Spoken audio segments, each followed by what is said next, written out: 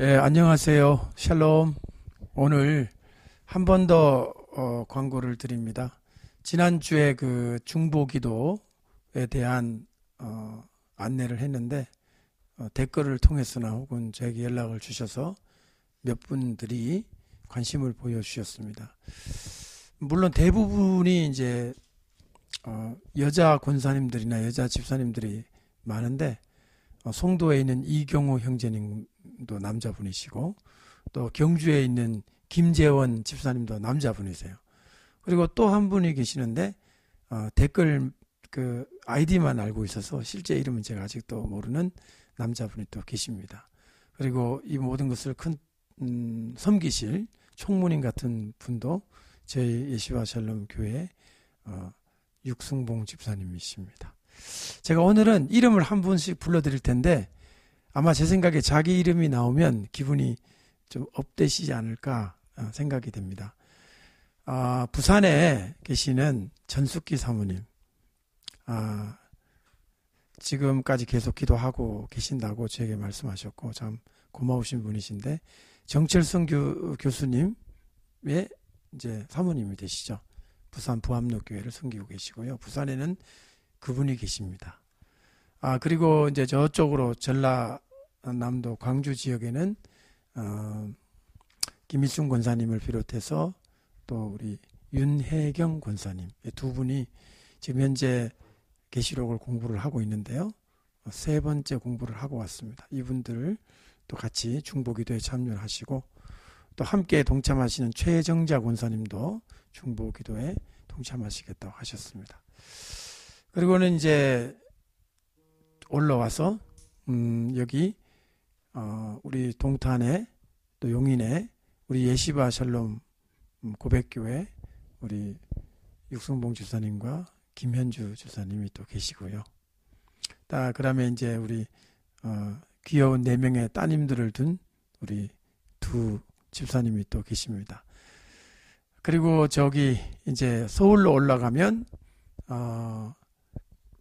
우리 김미숙 권사님이 계시고 또 인천에 가면 이양숙 권사님이 계시고 또 송주연우 권사님이 계시죠. 여기가 이제 한국에 있는 분들이고 미국에도 서한타 권사님을 비롯한 박순숙 사모님 또 여 사모님들 몇 분 계십니다. 저 네덜란드에는 한재순 집사님이 계시고요. 그 다음에 이스라엘에도 기도의 집을 이끌어 가시는 헵시바 정 전도사님과 또 저기 잠비아에는 엘리자베스를 비롯한 기도의 용사들이 있습니다. 이번 10월 18일 그 국가 기도의 날에 제가 아무래도 잠비아에 가야 되지 않겠나 어제 잠비아와 관련한 우리 장한인기 집사님으로부터 그런 연락과 대화를 했습니다. 이 외에도 저 유 나라를 밝힐 수 없는 선교사님 계시고 또 베트남의 하노이에 계시는 또 목사님과 또 조다위 형제님 부부가 계십니다. 혹시 제 이름에 빠지신 분들은 다음 주에 제가 다시 해드릴 테니까 섭섭지 생각지 마시고 제가 항상 기도하고 있으니까 중보기도에 동참해 주시기 바라고 이제 곧 6월 중으로 밴드 혹은 카카오톡 이제 단체 카톡방이 생겨지면 이제 그쪽으로 참여하셔서 국가를 초월해서 함께 서로 교제도 하고 소식도 알려주시고 또 기도하면 참 좋겠다 그런 생각을 가지게 됩니다. 감사합니다. 됐고요. 오늘은 한 가지 이야기를 하고 이 강의를 하겠습니다. 오늘 본문은 사실은 마태복음 25장을 제가 염두에 두고 말씀을 준비했는데요. 여기에 이제 신랑을 기다리는 열 처녀가 나오잖아요. 제가 이 신랑을 기다리는 열 처녀를 놓고 묵상을 하고 기도하고 또 계속 말씀을 공부하는 가운데 그 결혼을 이제 하게 되는 한 여인의 그런 모습을 떠올리게 된 거죠. 왜냐하면 이 처녀니까 또 신랑을 기다린다고 하니까 제가 미국에 있을 때였습니다. 살인사건이 일어났어요. 살인사건. 아이 2명이 자동차에 문이 잠긴 채로 호수에 빠져서 죽은 사건이었어요. 아이 2명이. 그 아이가 아마 7살, 5살 그 정도. 그보다 나이 많지는 않았어요. 그 정도. 정확한 나이는 제가 모릅니다. 지금도 인터넷 검색하면 아마 그 사건이 나올 텐데요. 어머니가 이제 나중에 경찰에 말하기를 흑인 같은 사람이 아이들을 납치해가지고 호수에 빠뜨렸다. 이렇게 얘기를 했습니다. 그래서 경찰은 이 어머니의 말을 듣고 흑인을 이제 전과자를 중심으로 해가지고 범인을 이제 색출하기 위해서 이제 수사를 전개했는데요. 사건은 뜻하지 않은 방향으로 전개가 되었습니다. 이 어머니를 조사하다 보니까 어머니의 통화 기록에서 한 남자가 나타났어요. 그 남자는 굉장히 부자고 사회적으로 이름난 남자였고, 그리고 이 여자분과는 굉장히 가까운 사이의 남자였던 겁니다.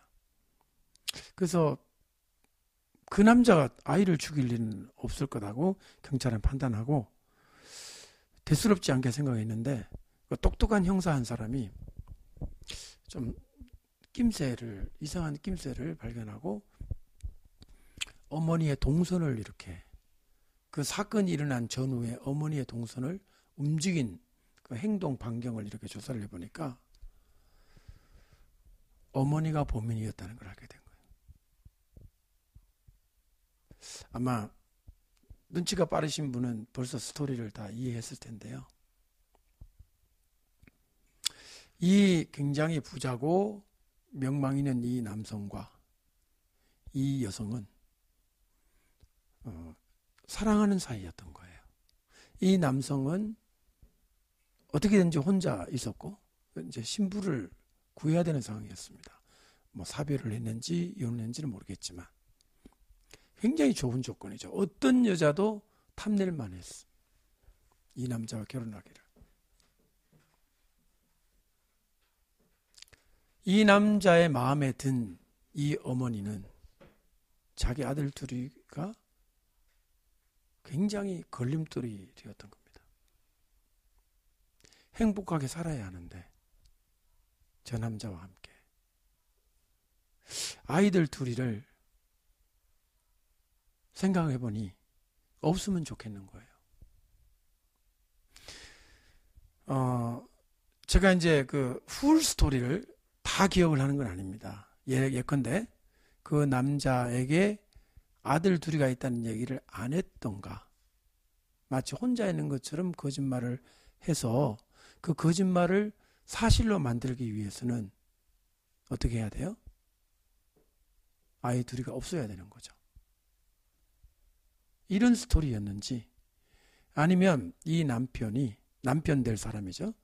남자가 다 좋은데 당신과 결혼하고 싶은데, 이번 경우는 이제 그 남자가 안다고 생각하는 거예요.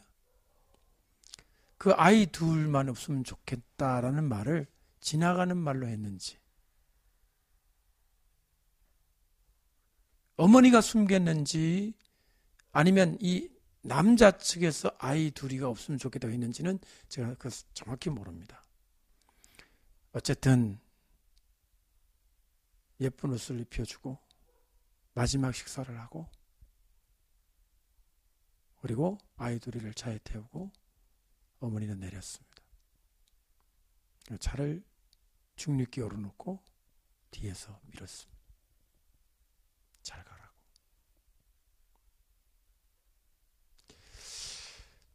저는 그 사건이 너무 머릿속에 많이 남았던 것은 뭐냐면, 이 바보 같은 어머니라고 다 얘기를 하잖아요. 이런 바보 같은 엄마. 그럴 수가 있느냐. 이 짐승반도 못하다. 짐승반도 못한 나쁜 엄마라고 다 얘기를 했는데, 그게 벌써 저한테는 그 20년 전 이야기죠. 제가 미국에 있을 때 일어난 일이니까.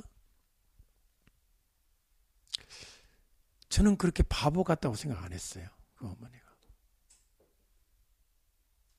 바보라서 아이를 물속에 빠뜨린 게 아니라 너무 똑똑해서 아이를 보냈다고 생각했어요. 그리고 만약에 그 남자가 그렇게 매력적이거나 돈이 많거나 하지 않았다면 절대 이런 일을 하지 않았을 거예요. 그냥 같이 살자고 했을 거예요. 내가 아이 둘이가 있고 혼자 사는데 당신이 나를 원하면 같이 살아요. 제가 노력할게요. 이런 식으로. 그런데 너무 멋있는 남자였던 거예요. 너무 멋있고 실제로 사진을 봤을 때 정말 핸섬했어요. 여자라면 한번 반하고 싶을 만큼 거의 영화배우 수준이에요. 얼굴 생김새나 그 부유함이나. 여기에 이 여자가 생각해서는 안 될 생각을 한 거죠. 한 번에 잘못된 생각을 한 거죠. 여러분, 이와 같은 사건, 이와 같이 유사한 사건이 우리나라에도 있습니다. 있었습니다.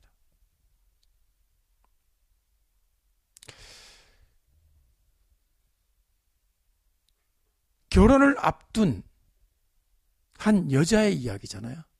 결혼이라는 것을 전제하고 준비하고 설레이는 마음으로 있었던 한 여자에게 일어난 엄청난 잘못된 선택이었죠.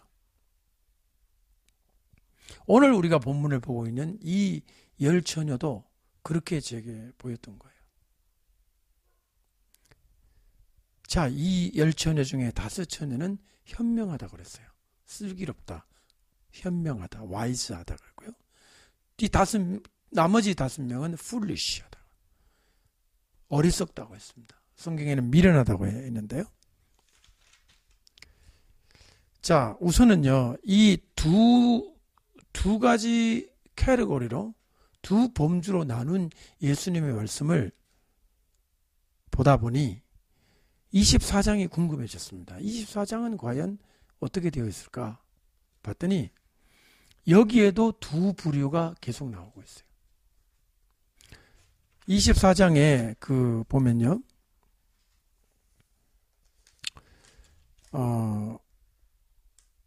우선은 40절에 아주 명료하게 나오죠.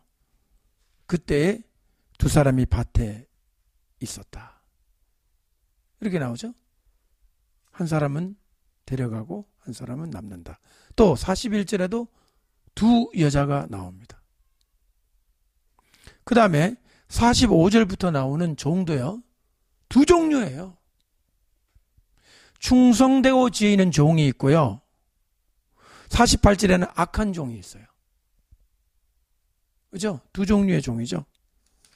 이 악한 종은 동료들을 때리며 술 친구들과 더불어 먹고 마시는 종이에요. 아까 저 종은, 좋은 종은 충성되고 지혜 있는 종이고요. 두 종이 나오죠. 두 남자, 두 여자, 두 종. 그리고 이러한 두 개의 범주로 나눈 두 부류의 사람들의 이야기에 이어서 25장 첫 마디에 두 종류의 여자가 나온 거예요. 그러니까 예수님은 24장 딱 얘기하고 한 하루 이틀 지나서 25장을 얘기하신 게 아니에요. 이어지는 이야기라는 거예요. 그런데다가 25장에 나오는 세 가지 이야기가 나오는데 이것도 다 두 종류예요. 달란트 비유도 엄밀히 말하면 3명 같지만 두 종류입니다. 칭찬받은 종, 예수님이 혼내시는 종, 그 다음에 마지막에 있는 양과 염소, 이건 명료하게 두 부류죠. 양하고 염소니까. 자, 예수님의 이 두 개로 나누는 이 표현, 지난주에도 제가 말씀드렸지만 이것은 굉장히 효과적인 교육 방법이에요. 콩쥐, 팥쥐, 흥부, 놀부, 이런 거. 선악의 구도를 명료하게 만드는 거. 그러니까 예수님 당시에 교육을 받았던 예수님 앞에 청중들은 이런, 그러니까 굉장히 그 미묘한 그 아주 전문적인 이런 내용을 알아듣는 랍비들이 아니었다는 거예요. 어머니들, 아이들, 농부들, 어부들. 단순한 마음과 단순한 생활에 익숙한 이 사람들에게 예수님은 이 두 개의 범주, 선악의 구도를 명료하게 나누고 이야기를 전개해서 사람들이 쉽게 알 수 있도록 가르치신 예수님의 교육 방법, 티칭 방법이었다고 볼 수 있습니다. 그러니까 이 열천의 비유, 열천회를 두 개로 나눈 거는 결코 이례적인 것이 아니라 예수님의 일관된 티칭 방법 중에 하나였다는 거죠.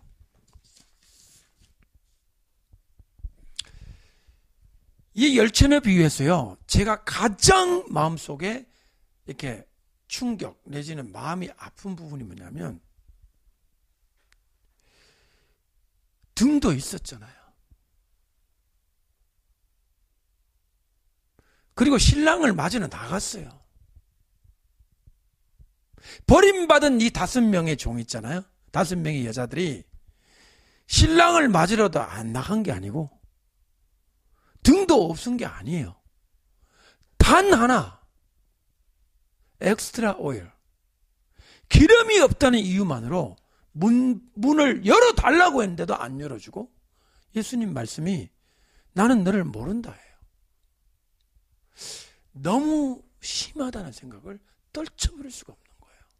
아까 말한 지 결혼하려고 아이를 차에다 넣고 호수에 빠뜨린 여자는 아니다 이거죠. 여기에 있는 이 5 처녀가 비난받을 만한 여자냐는 거죠. 그렇게 나쁩니까? 무슨 짓을 했습니까? 여러분 이걸 읽을 때 아이 나쁜 여자들이네, 지옥 가야 되겠구만, 이런 느낌이 드세요? 이게 무슨 뜻일까? 이게 무슨 뜻이 있길래 이렇게 진짜 이 갈 길이 완전히 하나는 천국 하나는 지옥으로 가는가? 문 두드리는 거 보세요. 여러분 문 두드리러 늦게 왔잖아요. 어디 갔다 왔어요? 나이트 갔다 왔어요? 여자가? 바람 나가지고 딴 남자하고 놀다 왔어요? 뭐 사러 갔죠? 뭐 사러 갔어요? 옷 사러 갔어요? 보석 사러 갔어요? 기름 사러 갔잖아요.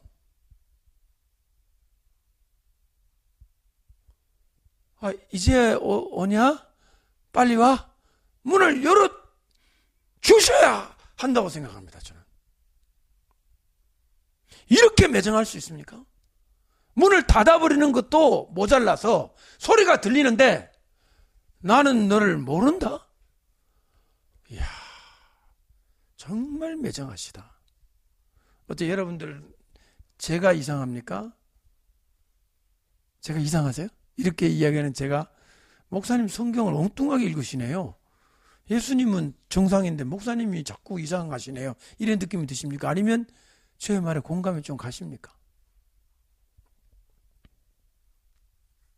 뭐가 그렇게 큰 문제냐는 거예요. 무슨 나쁜 짓을 그렇게 많이 했냐는 거예요. 슬기로운 5 처녀는 정조를 지켰다. 춘향이처럼. 핍박과 환난 중에도 믿음을 지켰다. 그런데 이 어리석은 5 처녀는 적그리스도 하고 바람이 나가 모텔에 있다가 왔다. 이러면 선악구도가 명확합니다. 이 나쁜 여자들. 이래 되는데 그게 아닌 거예요.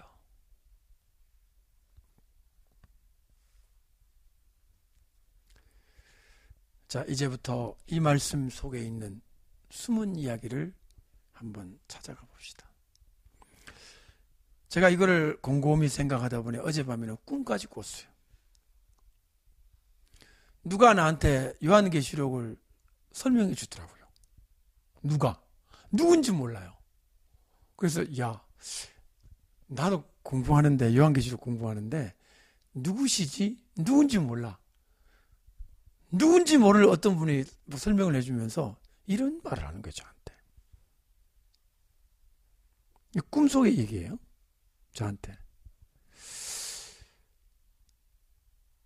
신부들의 정조를 빼앗는다, 이러더라고요. 그게 무슨 뜻인가? 신부들의 정조를 빼앗는다. 요즘 저희 아내가 춘향전을 자꾸 저한테 얘기를 해줘가지고, 춘향전에 보면 아시잖아요. 그 변학도가 수청을 들으라. 수청이 뭐예요?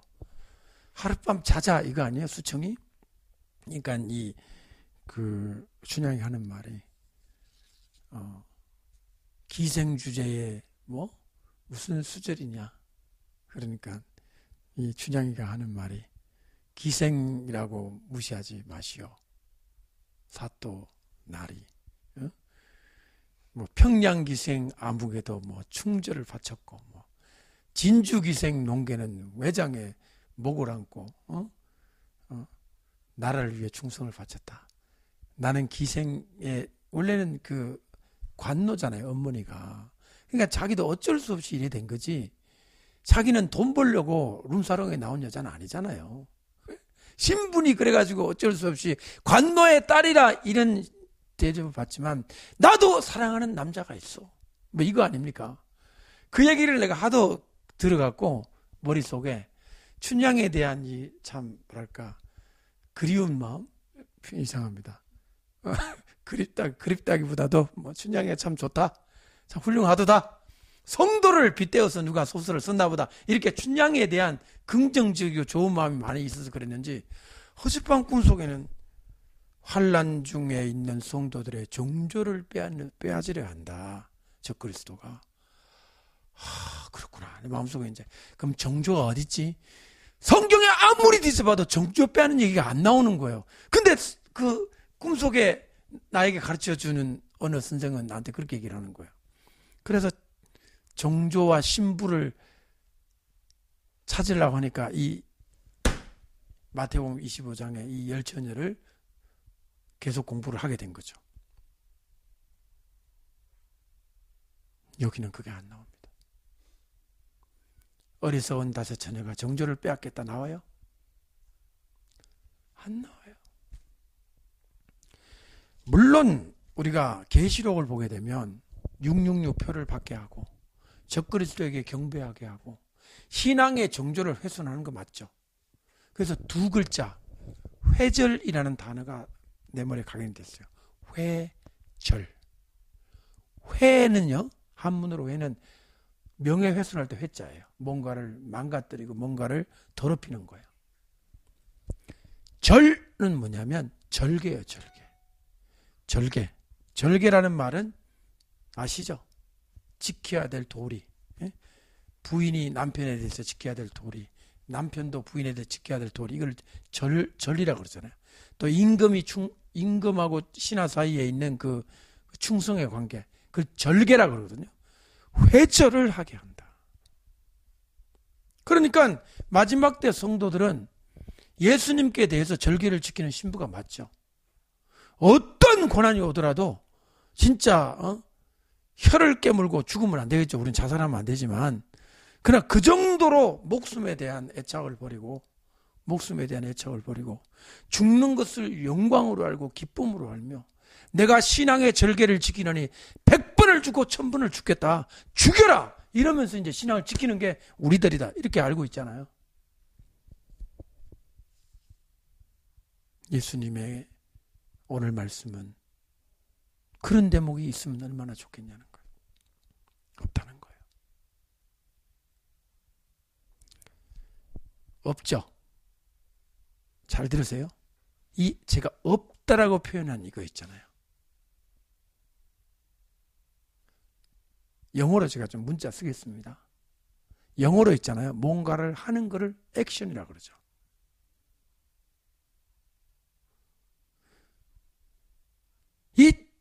이 미련한 다섯 처녀가 뭔가를 했습니까? 뭔가를 안 했습니까? 나쁜 짓을 뭔가를 했습니까? 해야 될 일을 뭔가를 안 했습니까?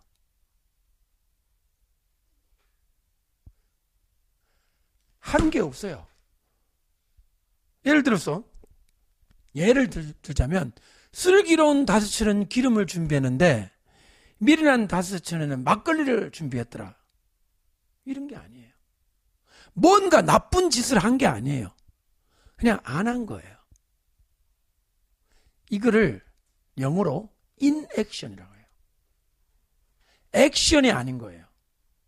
inaction. 그러면 두 번째 달란트 비유를 보세요. 이거 액션이에요, 인액션이에요? 한 달란트 받은 종말입니다. 뭐 했어요? 한 달란트를 가지고 뭐 빵을 사 먹어 버렸더라. 이랬어요? 어떻게 했어요? 묻어놓고 뭐 했어요? 아무것도 안 했어요. 그게 죄가 된 거예요. 자, 염소 보세요. 염소. 양과 염소 중에 염소가 뭐 했어요? 예수님을 때렸어요? 예수님을 뭐 욕했습니까? 안 했어요. 예수님 말씀이 뭐냐면 이 소자에게 안 한 것이 나에게 안 한 것이다. 안 한 것이 죄가 된 거예요. 이 세 이야기가 전부 안 한 것에 대한 얘기인 거예요. 인넥션에 관한 얘기예요. 이게 죄가 된다는 것이 전 놀라워요. 안 할 수 있지. 바빠가지고. 근데 그게 죄가 돼요. 안 하고 배려하지 않고 사력 입지 않고 준비하지 않은 것이 지금 보세요. 엄청난 결과를 낳게 되었다는 거죠. 여러분, 나라의 해코지를 하는 게 죄가 아니라 나라를 위해 기도하지 않는 것이 죄라는 거예요.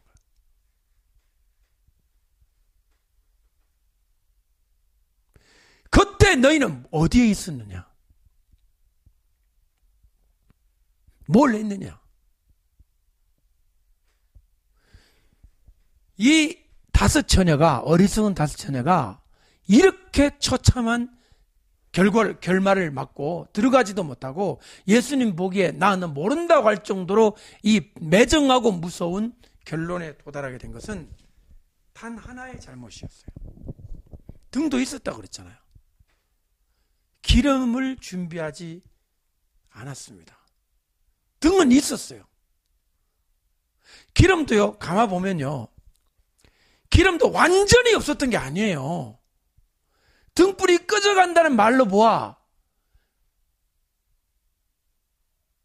미련한 5 처녀의 등 속에도 기름이 있었다는 거죠. 일부는 엑스트라 오일이 없었던 거예요. 엑스트라 오일이. 그럼 기본은 한 거잖아요. 기본은. 그런데 왜 이렇게 처참한 결말을 맞느냐? 지금부터 공부를 해보겠습니다. 우선은요, 이렇게 되어 있어요. 1절에 천국은 이라고 되어 있죠. 천국. 천국이란 말이 원래 이 뒤에 있는 국이 나라잖아요. 천은 하늘이죠. 하늘의 왕국이란 뜻입니다. 말쿠트 샤마임이에요. 아람으로. 사실은 말쿠트만 돼도 하나님의 왕국이거든요. 그러다 샤마임을 더 넣으니까 천국, 하늘의 왕국, 하늘의 하나님 나라, 이런 뜻이 한문으로 2 글자가 돼버리니까 너무 간단하게 돼버린 거예요. 말쿠트 샤마임에 대한 이야기다. 그러면서 이야기합니다. 등을 들고 신랑을 맞으러 나간, 이래 되어 있잖아요. 이게 어떤 사본에는 신랑과 신부로 맞으러 나간 열천이라고 되어 있습니다. 어떤 사본이라고? 그러니까 헬라어 사본 많은데 그 중에 어떤 사본은 신랑과 신부의 결혼식에 참여하는 열천이라 이렇게 되어 있어요. 근데 우리나라 성경은 신부를 빼버렸죠. 그러니까 열처녀가 뭐가 된 거예요? 다 몽땅 신부가 돼버린 거예요. 근데 어떤 사본에는 뭐라고 돼 있다고요? 신랑과 신부의 결혼식에 참여하는 하객 내지는 친구, 축하객이에요. 열처녀가. 어느 것이 더 맞을까? 아람어는요, 신랑과 신부입니다.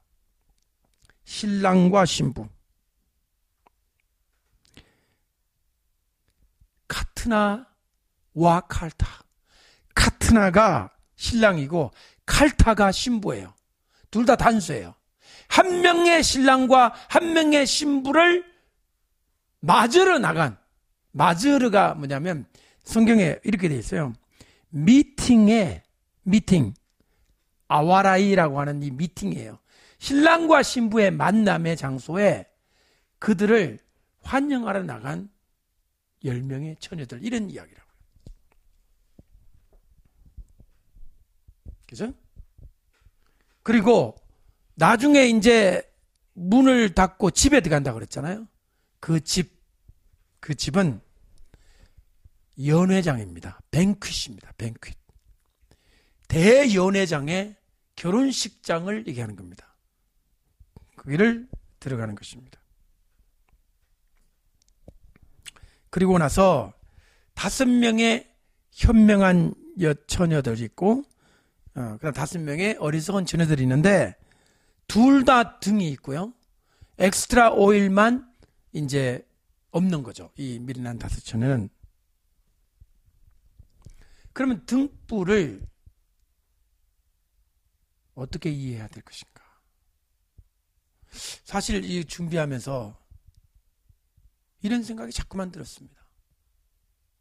이런 상황이거든요. 둘 다 등불을 처음에는 다 켜고 있었어요. 둘 다 꺼져갔어요. 점점 꺼져가요. 근데 어두운 밤이 됐는데 신랑이로다 맞으러 나와라는 소리가 들렸어요. 그러니까 그때 이제 10명이 전부 다 일어났어요. 깨가지고.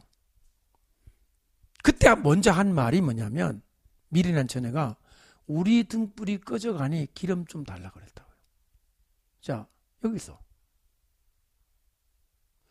신랑이 이제 온잖아요.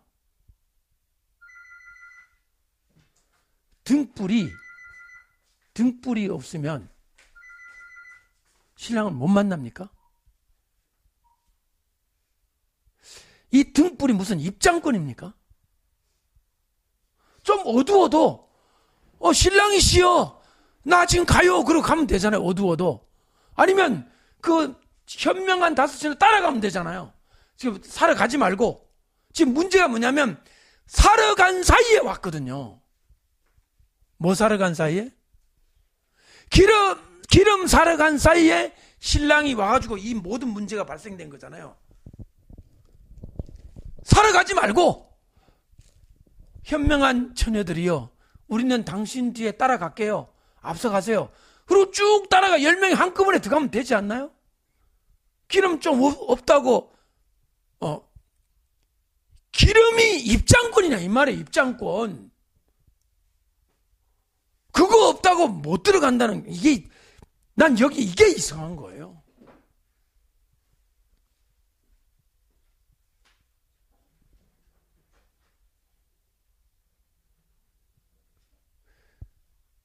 그러니까 공부를 지금부터 해야 되는 거예요. 그래서 등불이 뭐며 기름이 뭔지를 공부를 해야 되는 거죠. 등불이라는 단어는 참 재밌어요. 기름이 영어로 램프잖아요. 근데 람파다예요. 람파다에. 아람어로 람파다. 램프, 람파다. 비슷하죠. 다 램프, 람파 비슷한 그런 이름인데요. 이게 이제 램프고요. 램프에 기름이 이게 중요합니다. 기름을 내가 아람으로 찾아보고 깜짝 놀랐는데요. 기름은 그냥 영어로 보면 그냥 기름, 올리브 기름. 그죠? 그런데 이 기름이요. 기름의 발음을 한번 제가 해볼게요. 메시카예요. 메시카. 메시카 하니까 뭐가 떠올라요? 자, 메시아가요, 뜻이 뭐예요? 기름 부음 받은 자잖아요. 그러니까 기름 부음 받은 자 메시하. 메시하예요, 아람어는. 히브리어는 발음이 틀려요. 메시악이에요. H를 가운데 놓고 발음이 틀려요. 메시아크. 아크. 이게 히브리어고 메시하는 아람어거든요.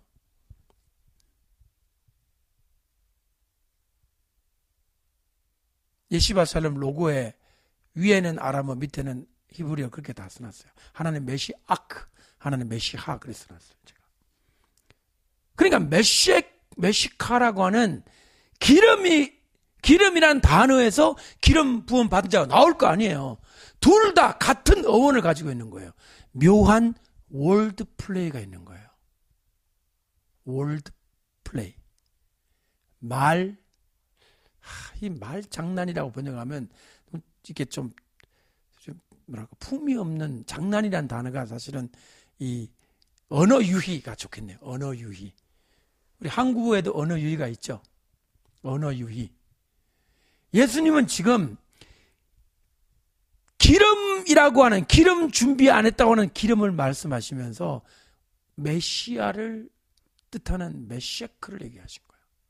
제 생각에 이 말을 들었던 그 유대 청중들은 예수님이 무엇을 얘기하는지 짐작했을 것입니다. 기름을 말하면서 예수님은 메시아의 의미를 그 속에 담고 있었다라고 보는 거죠. 메시아가 없었다. 메시아가 없었고 등불은 있었다. 등불은요, 이 등불은 무조건 종교적인 것을 뜻합니다. 그렇죠? 진리의 등불. 그렇죠? 메노라는 교회를 뜻하고 회당을 뜻하고 성전을 뜻하고, 그러니까 종교의 모습은 이 등불이 뜻하는 게 확실합니다. 근데 본질이 있다는 거죠. 이 등에 등불이 타기 위해서는 메시카가 있어야 되는 거예요. 어쩌면 예수님이 미련한 다스 처녀가 메시아가 없었다라고 얘기하고 싶으신 게 아닌가 라고 생각하게 된 거죠.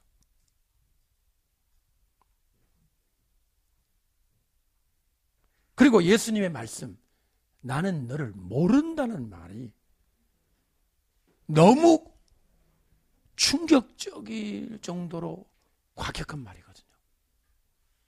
어떻게 모른다고 할 수 있어요? 마주류까지 나왔는데, 등까지 있는데, 모른다가 아니라 너희들은 늦었다, 지각이다 이래야 되잖아요. 근데 예수는 모른다고 얘기하는 거예요. 이 모른다는 말이 어디에 또 나오죠? 주여 주여 우리가 주의 이름으로 선지자 노릇하고 병도 고치고 기적도 했습니다. 나는 너를 도무지 모른다예요. 이렇게 얘기해야 되는 거 아니에요? 나 너희들 안다.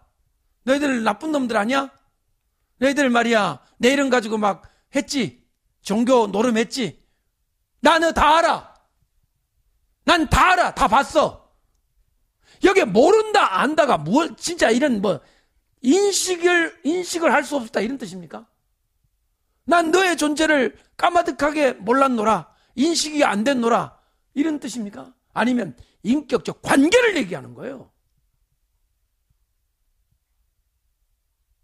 이 미련한 다섯 처녀와 이 예수님은 영적으로 관계가 없었던 자들이라는 거죠. 그냥 기름병 준비 안 한 학교 과제물 준비 안 한 그런 여학생들이 아니에요. 옛날에 우리 있잖아요. 미술 도구 준비 안 하면요, 미술 시간 교실에서 우리를 축출시켰어요. 우리를 미술 선생님이 나가 막 그러게. 얼마나 무서웠는지. 저희는 모든 과제물보다 제일 무서운 게 미술 선생님 미술 과제물이에요. 아이들이 전부 그냥 옆에 아이 거 좀 쓰면 되지 하고 준비를 안 해오니까 선생님이 과제물 준비 안 하면 막 손바닥 때리고 나가라 그러고 그렇게 무섭게 야단 쳤어요. 저희들한테. 저도 몇 번 그 일을 당했어요. 축출을 당했어요. 이 미련한 다섯 처녀가 과제물 준비 안 한 미련한 여학생 5명이 아니라 관계에 문제가 있었던 여자예요. 영적으로. 예수님을 이들이 나간 게 예수님과 관계를 가진 상태에서 나간 게 아니다. 이렇게 볼 수 있다는 거죠. 아까 거짓 선지자 그 사람들 도무지 모른다는 그 말하고, 그리고 예수님이 한 말이 나는 너희를 모른다는 이 어법이 그 당시에 히브리 말로 모른다는 표현이 우리가 사용하는 모른다는 이 한국말로 영어로 모른다는 뜻이 아니라 관계가 없다. 아무런 영적인 아무런 관계가 없는 상태. 그렇다면 이 메시카는 아람어는 메시카거든요. 기름이 메시아의 부존재를 말하는 것일 수 있습니다.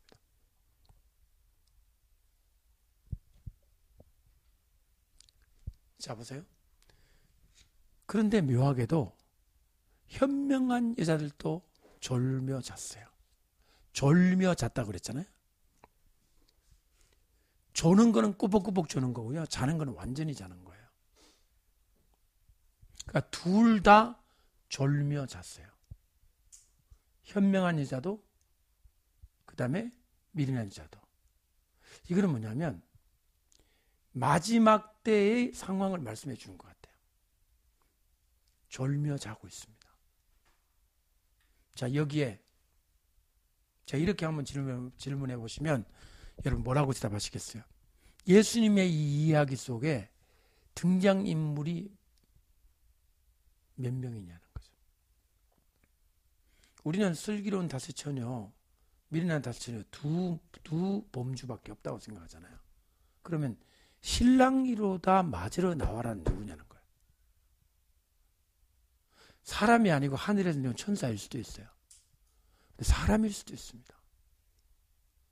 신랑이다. 맞으러 나와라. 드디어 오셨다. 하늘에서 나오는 하늘의 음성일 수도 있지만 주님의 재림을 선포하는 선지자들일 수도 있는 거예요. 그러니까 다 자는 게 아니라 깨어있는 선지자들이 있다는 거죠. 이것은 어떻게 알 수 있느냐면 예수님의 그 24장의 말씀에 말씀하시기를 집 사람들을 맡아 때를 따라 양식을 나눠준 종이 있잖아요. 이들은 졸며 자는 종이 아니에요. 깨어있는 종이에요. 그 다음 누가 보면 12장에 혼인집에 늦게 주인이 와보니까 문고리를 잡고 종이 깨어있잖아요. 그러니까 뭐냐면 마지막 때가 되면 교회 전반적으로 다 조는 현상이 발생할 텐데 깨어있는 몇몇 사람들은 부르짖고, 이게 여기 보면 소리 지른다는 말이 영어로도 cry라고 되어 있어요. 통곡을 하고 소리를 지르고 울부짖는다는 뜻이에요. 이게 밤중에 소리가 나면 그렇잖아요. 이 소리가 voice가 아니에요. cry. 보라 신랑이로다. 주님이 지금 곧 오십니다. 오실 때가 됐습니다라고 그 소리를 지르니까 이 처녀들이 그제서야 일어나는데 성경이 이렇게 되죠. 일어나 등을 준비할 때 있잖아요. 일어나는 그냥 일어나는 거예요. 준비할 새가 이제 문제입니다. 준비할 새는요. 준비는 뭐 영어로 prepare가 아니겠냐 그러잖아요. 이걸 보니까 아람어로 보니까 준비가 restore예요. restore는 뜻이 restore가 뭐예요? restore.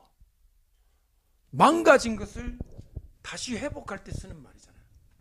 그러면 이들이 졸며 자는 동안에 뭐가 망가졌다는 거예요? 등이 망가졌다는 거예요. 실제로 뭐 등이 막 부셔져 가지고 뭐 흐물어지다 이런 뜻이 아니라 불을 태워서 어두움을 밝혀야 되는 그 기능에 현저한 문제가 발생해 가지고 사람들이 저게 교회인지 저게 등불인지 알 수 없는 상태가 되어 있다 이 말이죠. 마치 오늘날 남한의 교회들처럼, 마치 미국의 교회들처럼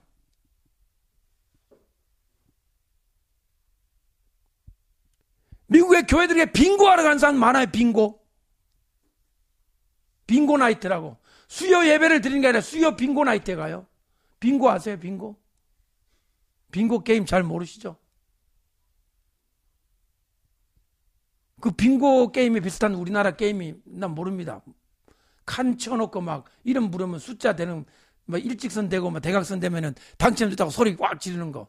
수요 빙고 나이트에 가요. 수요 예배를 드리는 게 아니라. 교회가 분명히 건물은 있는데 등불을 밝히는 기능에 문제가 발생해서, 근데요, 위로가 되는 건 뭐냐면, 주님이 오시기 직전이 되면 이 빙고 나이트, 이 빙고하는 교회들도 리스토어가 시작이 돼요. 리스토어. 다시 회복을 하는 몸짓이 시작된다는 거예요. 저는 이거 감사하게 생각합니다.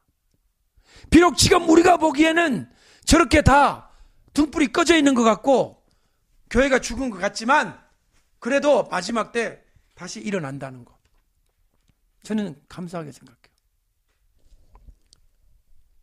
타켐이라고 하는 아람어 단어입니다. 타켐, restore. 그렇게 해서 이제 기름을 다시 이제 불을 켜려고, 불이 이제 막 꺼져 가려고 하는 그 상태에서 딱 보니까 미리난 5처녀가 보니까 꺼져 가거든요. 현명한 처녀를 또 꺼져 가요. 둘 다 꺼져 가요. 근데 문제는 둘 다 꺼져 가는데 현명한 5처녀는 기름이 있고 이쪽에 기름이 없어요. 그래서 기름 달라고 그러잖아요.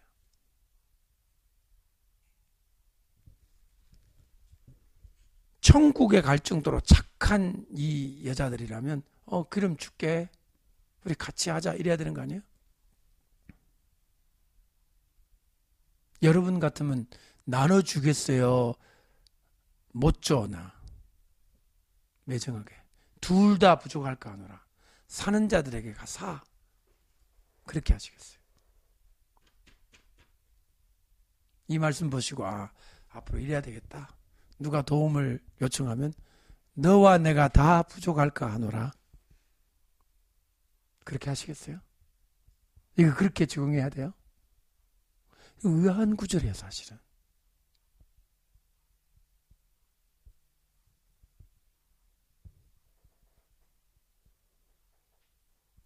저는 이렇게 생각합니다.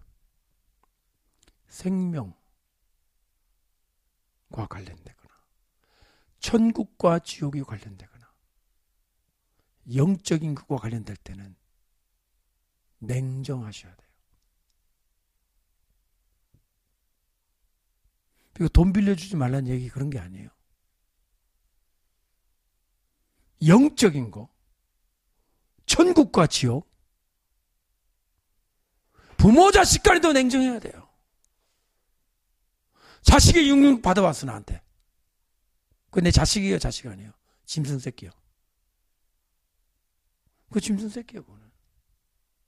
아무리 피로는 나와 관계를 연이 있지만 육으로는 네가 내 자식이 맞지만 666 포받아가지고 내 앞에 나타났으면 그 무슨 새끼요? 적그리스도 짐승 새끼야. 좀 무서운 거죠. 물론 그 전에 안 그러도록 해야 되겠지만 어느 날 그러고 나타났으면 아이고 666 반이라고 얼마나 고생했냐, 들어와 밥 먹어라, 그래야 돼요? 한 이불을 듣고 자는 부인과 남편도 그건 짐승이에요, 짐승. 여러분이 나오든가 집을 나오든가 그 사람이 집을 나가든가 한 이불을 두고 자는 남편과 아내도 그건 짐승과 같이 사는 거죠. 깨끗하게 냉정하게 갈랐어야 돼요. 인간의 모든 관계들, 모든 휴먼 릴레이션십이 영적인 사건 앞에서는 쿨이 아니에요. 콜도 하셔야 돼요.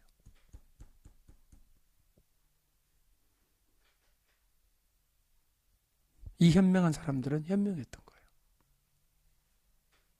너희들 왜 준비 안 했냐? 지금 이 지경이 되도록 이거 우리 분명히 우리도 부족하다. 싸워라. 매정한 게 아니고요. 정당한 반응이었습니다. 영적인 것이기 때문에. 여러분도 영적인 문제 앞에서는 이렇게 얼음처럼 차가울 수 있어야 합니다. 어제 제가 소시오패스 아세요? 소시오패스. 사이코패스 말고. 사이코패스는요, 사람을 잔인하게 이렇게 죽이거나 살해를 하는데, 소시오패스는 그게 아니고요. 죽이거나 이게 아니고, 이용을 해요. 사람을. 그래서 이용하는 방법이 뭐냐면, 칭찬. 많은 칭찬을 통해서 그 사람의 호감을 얻은 다음에 그 사람을 이용해요.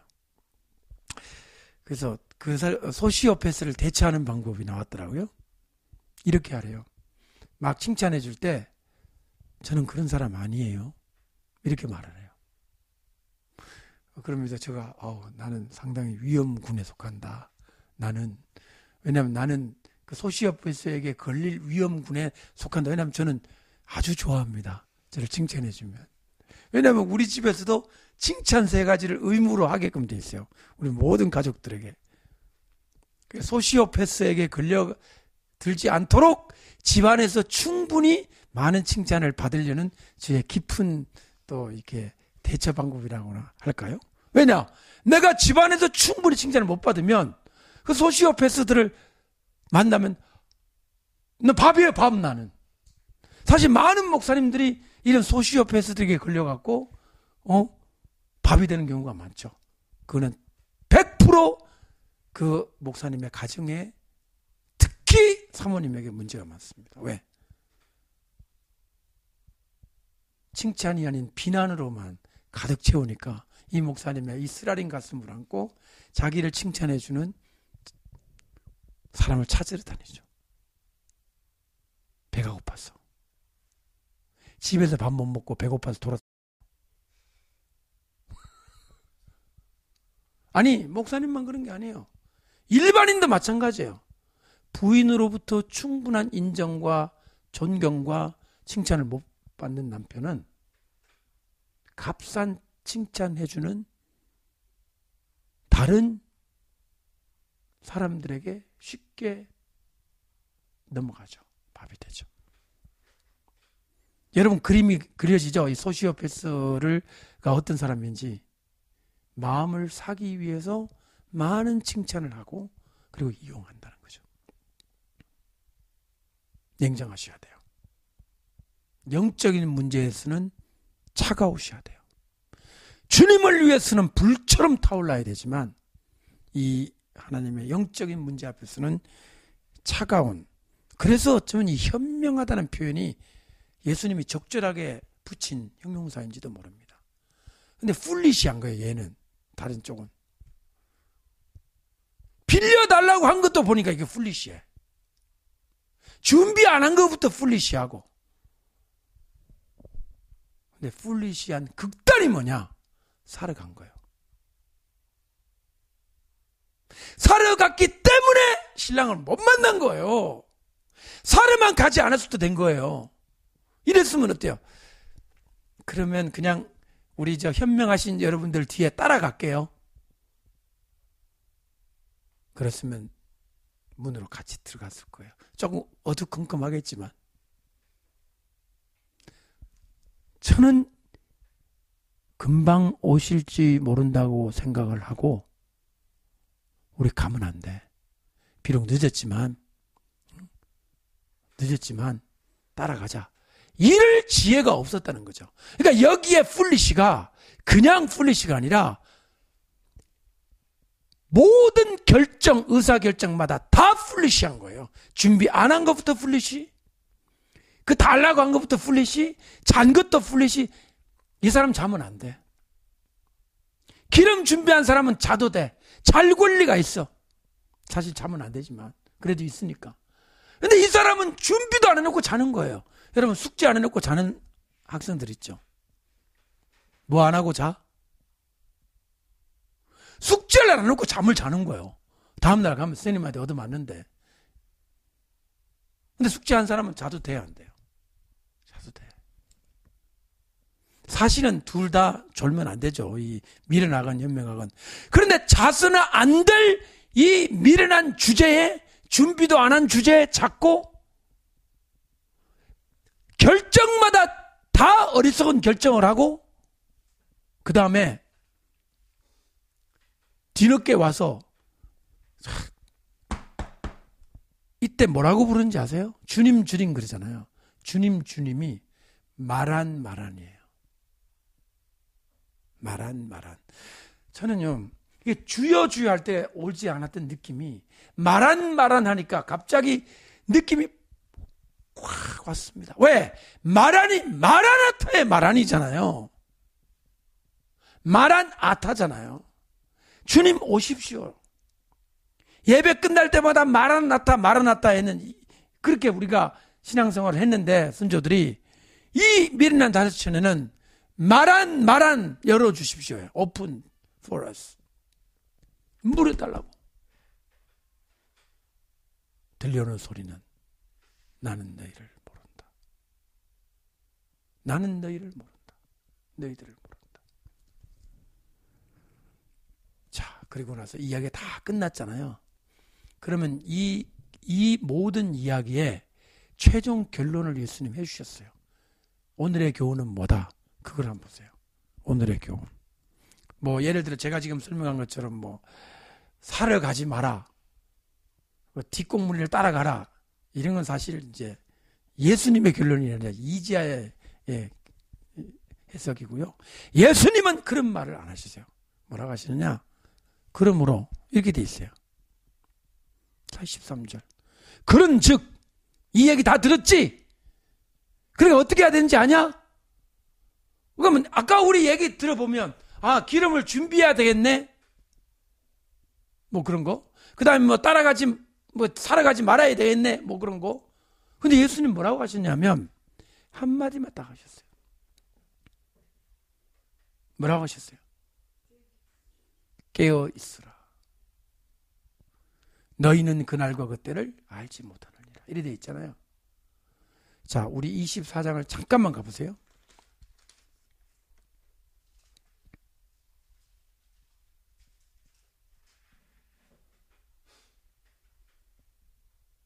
(24장을) 보시면요, 33절.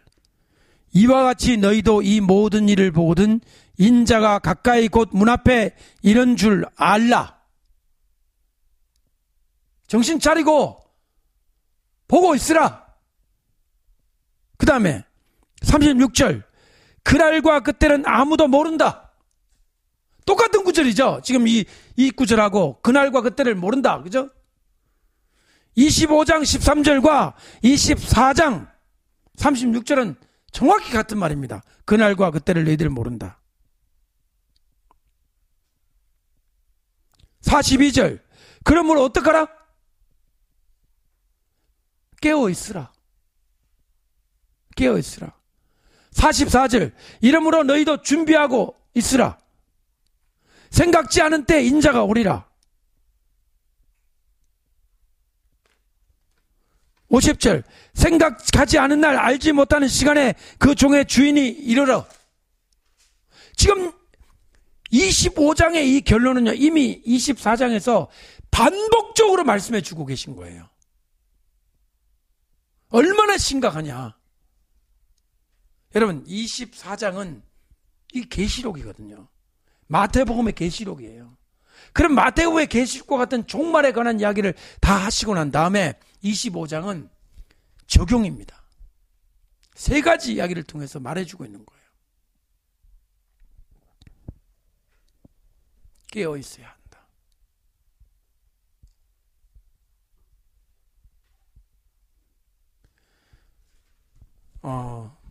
여러분, 예수님께서 랍비시잖아요. 랍비들은요, 교육하는 방법이 있습니다. 랍비들의 교육 방법. 우리나라 옛날에 한문 선생들은 어떤 교육 방법이 있었죠? 한문 선생의 교육 방법. 한문 선생들은 한문을 어떻게 가르쳤냐? 무조건 따라 읽었어요. 뜻을 가르쳐주지 않았습니다. 하늘천 따지를 잘 나올 때까지 무조건 외우겠습니다. 엄청 주입식이죠. 주입을 했죠. 근데 주입이 극에 도달하면요, 물리가 터져요.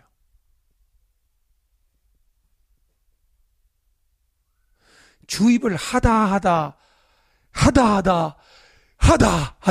끝까지 하면 뭐가 생기느냐? 어떤 스피릿이 느껴지기 시작합니다. 이게 한문의 방식이에요. 저는 모든 언어가 그렇다고 생각합니다. 모국어가 아닌 다음에는 주입식이 맞아요.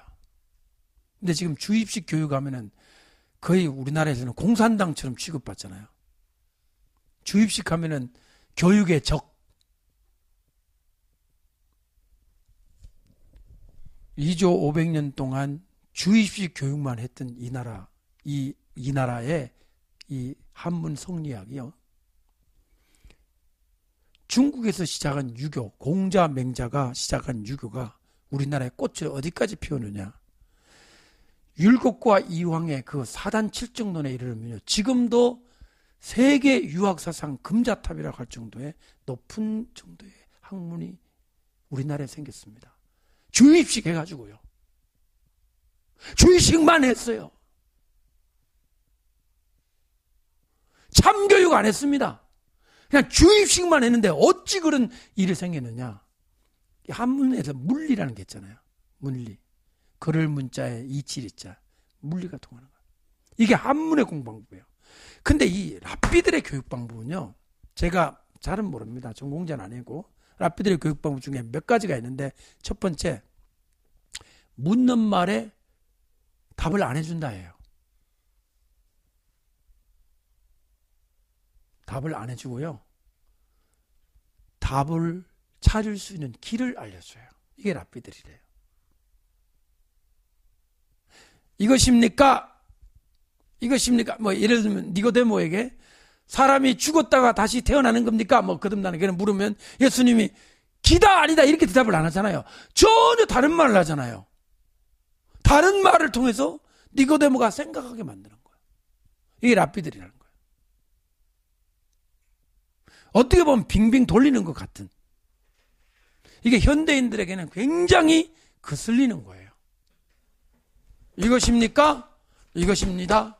긴가 아닌가 대답하세요. 무슨 왜 판사 뭐 변호사 뭐 증인 신문할 때 뭐 증인은 보았습니까? 네 아니요로 대답하세요. 랍비들은 네 아니요 대답하는 게 없어요. 심지어 예수님은 동문서답을 많이 하세요. 동문서답. 뭘 물었는데 뭐 남편 되노라 하고 수가성경인한테 결혼관계 상담 안 했어요. 이 여자가. 그건 숨기고 싶었어요. 말 안 했어요. 이 여자가 알고 싶은 거는 그 물, 뭐 생명의 물, 뭐 이런 쪽으로 이제 얘기하는데 느닷없이 네 남편 데려라 이런 말을 하는 거예요. 동문서답이죠. 또 하나는 뭐냐면 랍비들이 교육방법 중에 하나가, 자, 이게 흥미로운 건데요. 가르칠 때는 장소를 소중히 여긴다. 뭐를 소중히 여겨요? 아무데나 가르치는 게 아니라, 예를 들면 누가 뭘 질문을 해서 그럼 가자. 가요. 거기에 가서 가르쳐요.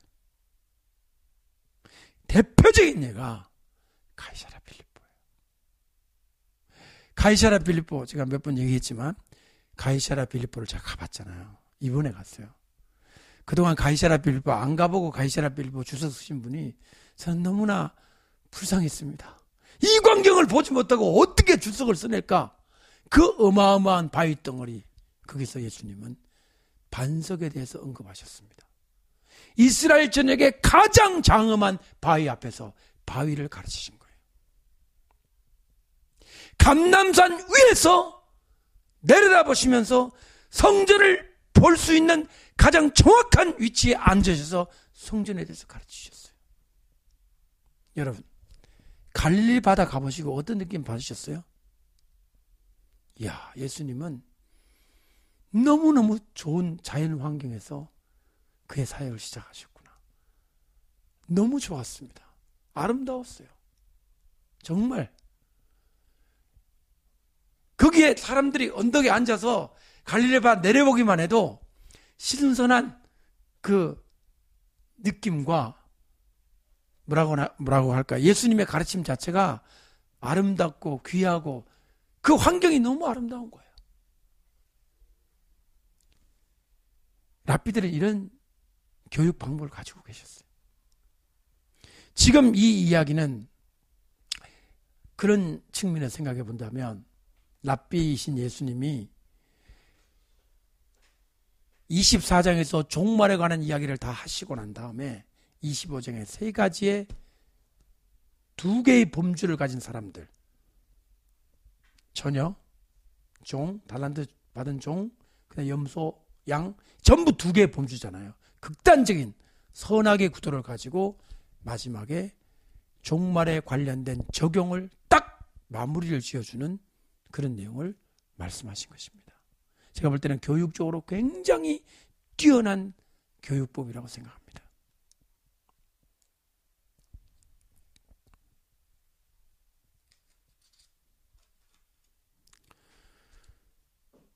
결론적으로 미련한 다섯 처녀는 미련했습니다. 미련했어요. 네? 잘 들어보세요. 기름 안 가지고 가서 미련하게 된 게 아니에요. 처음부터 미련했습니다. 미련했기 때문에 준비를 안 했고, 미련했기 때문에 좀 빌려달라고 그랬고, 미련했기 때문에 살아갔어요. 미련했습니다. 주님이 알지 못하는 자들이었습니다. 근데 이들이 뭘 가지고 있냐? 등을 가지고 있어요.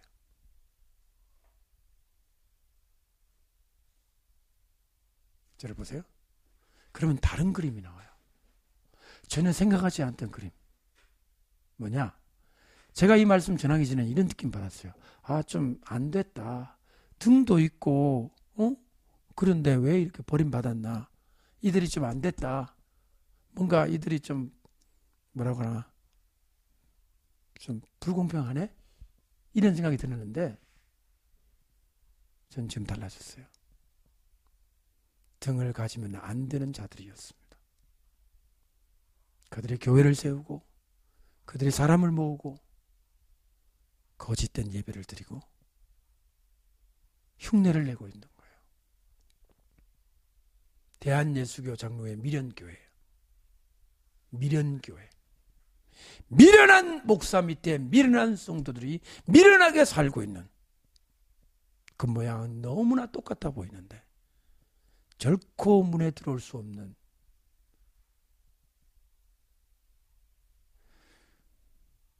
그들의 손에는 쥐어지지 않아야 될 목사라는 타이틀, 교회라는 건물, 예배라는 형식이 사람들을 오히려 지옥의 길로 끌고 가고 있는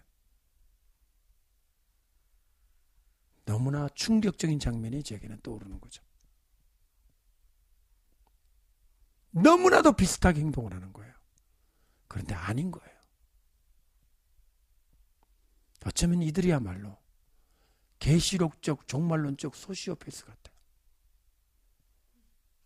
조용히 우리 곁에 서서 우리 옆에 있으면서 진정한 성도들과 하나님을 경외하는 자들을 이용하고 박해하고 더 많은 물질과 더 많은 힘을 가지고 진정한 복음을 짓누르는 자들. 그러므로 깨어있으라. 무슨 뜻입니까? 진리를 알고 분별을 가지고 깨어있어야 한다. 미련한 자가 되지 말란 얘기가 아니잖아요. 미련한 자들에게 속지도 말고 깨어있어서 말씀으로 충만한 가운데 마지막 때를 준비하고 있으라. 여러분, 이런 생각까지 해봅니다. 미련한 이 처녀들이 가진 등불이 오히려 더 찬란하다고, 더 번쩍거린다고. 근데 메시카가 없는 진리의 등불이 아닌 빨간불, 파란불, 빙빙빙 돌아가는 네온사인같이 돌아가는, 사람들의 영혼을 미혹해 할 만큼 찬란함과 아름다움이 있지만 정작 어두운 밤에는 불을 밝힐 수가 없는, 진짜 밤이 왔을 때, 여러분 밤중이 뭔지 아세요? 하프나이트라. 하프나이트. 하프나이트의 뜻이 뭐냐면 밤의 정점이란 뜻이거든요. 밤이 이렇게 있으면 한 중심부에 가장 칠흑까지 어두울 때, 아무것도 분별할 수 없을 때, 뭐가 뭔지 알 수 없을 때, 그때는 불이 없는, 정말 등불이 필요할 때는 불이 없는 그러한 모습이 바로 미련한 모습들의 종교인들이 아닌가 생각합니다.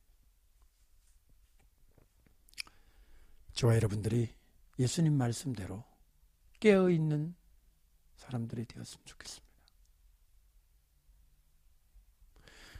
제가 말씀을 마치면서 사실은 처음에 말씀드렸던 것처럼 결혼을 앞두고 있는 한 여인에 대한 생각을 했다고 그랬잖아요. 결혼이 너무 하고 싶어서 눈에도 아플 것 같지 않은 자식 둘이를 호수에 밀어넣어서 죽여야만 했던 비정한 어머니. 우리는 미워할 권리가 있고 그 나쁜 여자라고 할 수 있겠지만 우리 모두는 그런 유혹 앞에 살고 있어요. 유혹. 한 번만 눈 감으면, 한 번만 눈 찔끔 감고 고아원에 보내고, 죽이지는 말고 내 자식 아니라고 몰래 갖다 놓고, 어린 아이, 핏덩이 같은 아이, 말 못하는 아이는 얼마든지 남의 집 앞에 놓고 새 출발하는 어머니들 우리나라에도 많습니다. 자신의 행복 찾았어.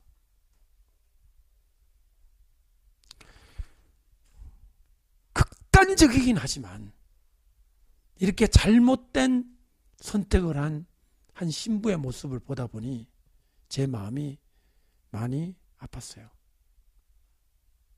신랑은 저 계시고 준비를 해야 되는데 우리 모두가 다 약혼 상태에 있잖아요.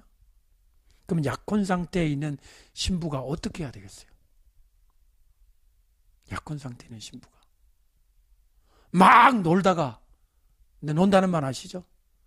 마음대로 놀고 막 온 남자들하고 돌아다니면서 살다가 결혼식 전날만 사우나 가서 목욕하고 가면 됩니까?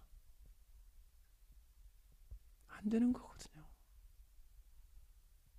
신랑을 기다리는 마음으로, 신랑을 기다리는 마음 자세로 그렇게 살아야 하는데 오늘날 대한민국의 이 신부들이 과연 어떻게 하고 있나 생각을 하게 되는 거죠. 깨어 있으십시다. 잠시 기도하고 말씀 마치겠습니다. 거룩하신 아버지 하나님, 저희가 다 죄가 많고 실수가 많고 허물이 많은 종들입니다.